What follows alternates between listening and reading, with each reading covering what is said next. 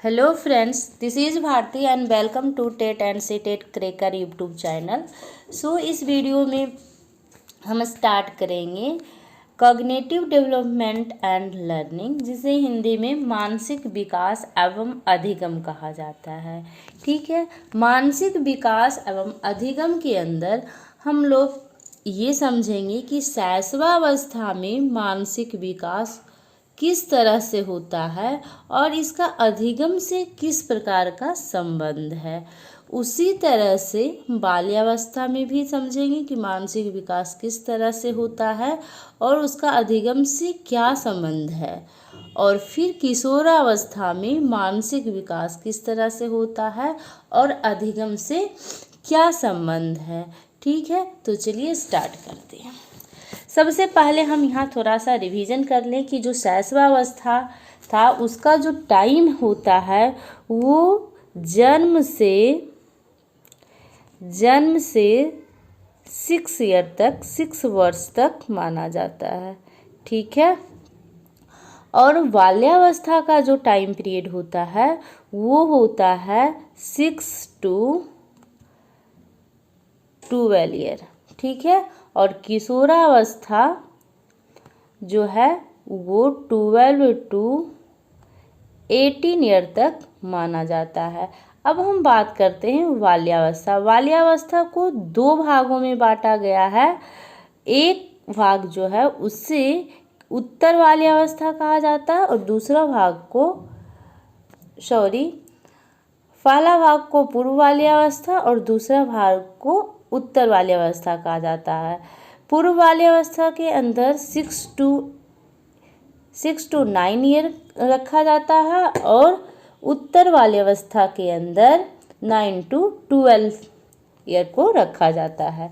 ठीक है, इतना तो आपको समझ में आ गया होगा। अब हम लोग देखेंगे कि मानसिक विकास जो है शैशवावस्था में किस प्रकार होता है। शैशवावस्था में मानसिक विकास। शैशवावस्था में बालक की मानसिक शक्तियाँ पूर्ण रूप से अविकसित होती है। ठीक है, शैशवावस्था में जो मानसिक विकास है वो पूर्ण रूप से क्या होती है? अविकसित होती है।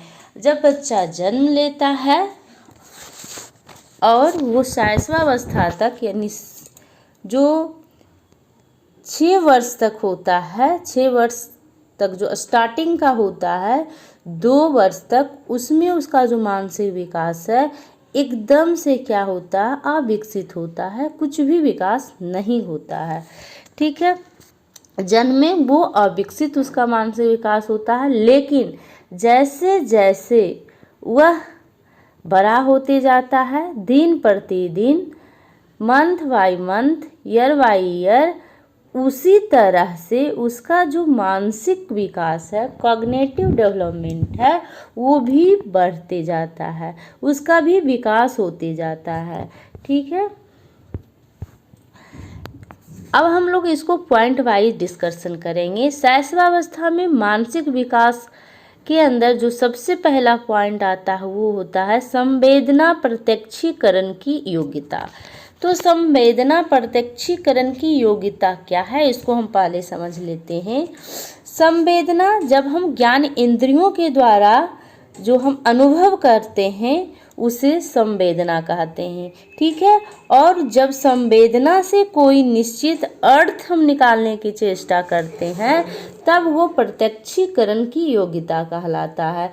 तो ये जो संवेदना और प्रत्यक्षीकरण की जो योग्यता होता है ये बालक के अंदर नहीं होता है।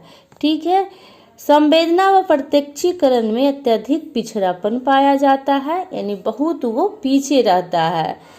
ज्ञानेंद्रियां विकसित ना होना, जब बच्चा जन्म लेता है तब उसका ज्ञानेंद्रियां विकसित नहीं होता है, लेकिन धीरे धीरे वो जैसे जैसे वो बड़ा होता है उसी तरह से उसका ज्ञानेंद्रियां भी विकसित होते जाता है। नेक्स्ट पॉइंट है परिचित और अपरिचित में भेद करना। परिचित और अपरिचित में भेद करना, 2-3 वर्ष में वो परिचित और अपरिचित चीज़ों में भेद कर लेता है। जैसे वो अपनी माँ और दूसरे आदमी को देख करके मतलब आप समझ जाएंगे कि ये बच्चा जो है दूसरे बच्चे के पास नहीं जा रहा, दूसरे आदमी के पास नहीं जा रहा। इसे आपको एक आइडिया हो जाएगा कि ये जो बच्चा है परिचित और अपरिचित में भेद करना स्टार्ट कर दिया है। ठीक है, नेक्स्ट जो पॉइंट है, वातावरण का परिचय होना और वस्तुओं में निहित अर्थ का ग्रहण करने का प्रयास करता है। अब बच्चा थोड़ा बड़ा हो जाता है, क्योंकि वो शैशवावस्था को धीरे धीरे क्रॉस करने वाला रहता है। तब वो अपने वातावरण और वस्तुओं में जो निहित मीनिंग होता है उसको समझने का प्रयास करता है। ठीक है, नेक्स्ट जो पॉइंट है वो है संप्रत्यय निर्माण। कॉन्सेप्ट, कोई भी चीज़ के अंदर जो उसका कॉन्सेप्ट है उसके बारे में बच्चे को शैशवावस्था में जो प्रारंभ में होता है योग्यता नहीं होती है, कोई चीज़ का कॉन्सेप्ट नहीं समझ पाता है, लेकिन वो धीरे धीरे उसमें विभिन्नता करने की योग्यता का विकास होने लगता है। प्रत्यक्षीकरण संबंधी अनुभव के आधार पर वो अब क्या करता है, समान कंक्लूजन निष्कर्ष निकालने का भी प्रयास करता है। और जो थर्ड पॉइंट है स्मरण शक्ति, मेमोरी पावर। तो मेमोरी पावर शैशवावस्था के अंदर बच्चे में मेमोरी पावर जो है जन्म के समय विद्यमान जो मेमोरी पावर की मात्रा का अनुमान नहीं किया गया है कि उसमें रहता है कि नहीं रहता है, लेकिन प्रारंभ में बालकों की जो स्मरण शक्ति होता है एक तोते की तरह होता है। जिस तरह से एक पैरेट को हम कोई चीज़ रटा कर सिखा देते हैं, बस उसी तरह से बच्चा क्या करता है, वो सीख जाता है, वो रट लेता है कोई चीज़ को।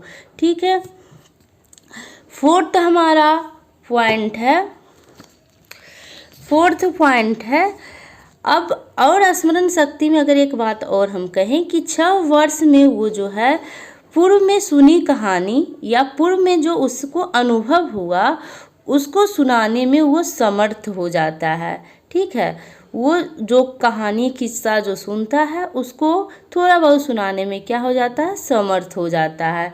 अब हम बात करते हैं कि शैशवावस्था में समस्या समाधान का जो विकास है वो किस प्रकार का कर पाता है। तो अगर हम बात करें समस्या समाधान का, तो चिंतन व तर्क करने की जो योग्यता है एक बालक में 2.5 और 3 वर्ष में विकसित होने लगती है। ठीक है, कितने वर्ष में विकसित होने लगती है, तो 2.5 और 3 वर्ष के बीच जो है ये विकसित होने लगती है।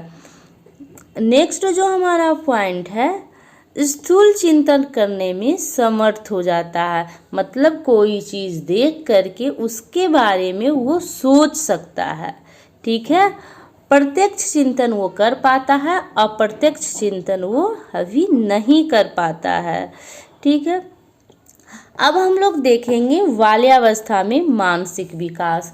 तो बाल्यावस्था में मानसिक विकास जो होता है वो बड़ी ही तीव्र गति से होता है और बालक में रुचि, चिंतन, स्मरण, निर्णय, समस्या समाधान आदि गुणों का स्वतः ही विकास होने लगता है। ठीक है, संवेदना व प्रत्यक्षीकरण की योग्यता बाल्यावस्था के अंदर बच्चे में प्रारंभ हो जाता है।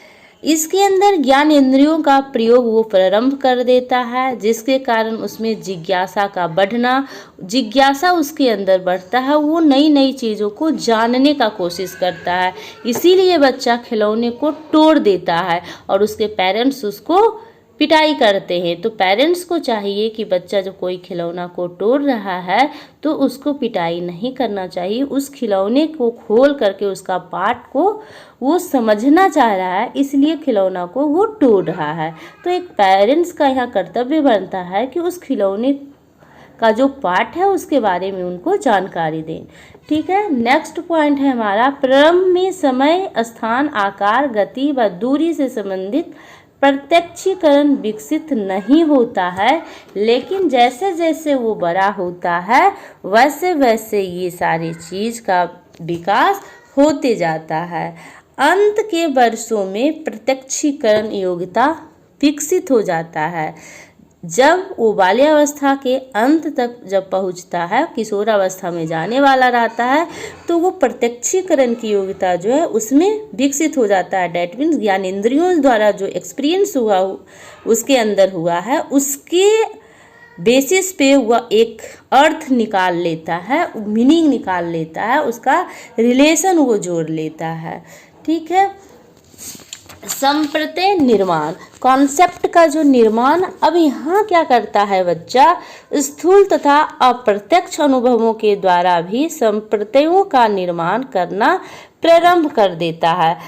ये शैशवावस्था के अंत भी वो प्रत्यक्ष चीज़ों को देखकर उसका कॉन्सेप्ट लगा लेता था, लेकिन अब ये जब बाल्यावस्था में आया तो वो प्रत्यक्ष चीज़ों का तो अनुभव कर ही लेता है, उसके साथ साथ जो है अप्रत्यक्ष चीज़ों का भी कॉन्सेप्ट का निर्माण करना प्रारंभ कर देता है। वो अप्रत्यक्ष चीज़ों के बारे में भी सोचना स्टार्ट कर देता है। चित्र या फोटोग्राफ देखकर निश्चित धारणा का निर्माण कर लेता है।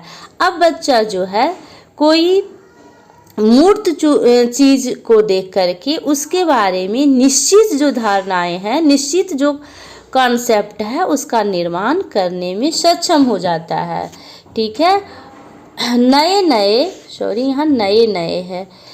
नए संप्रत्ययों का निर्माण पुराने संप्रत्ययों को भी नवीन रूप दे देता है।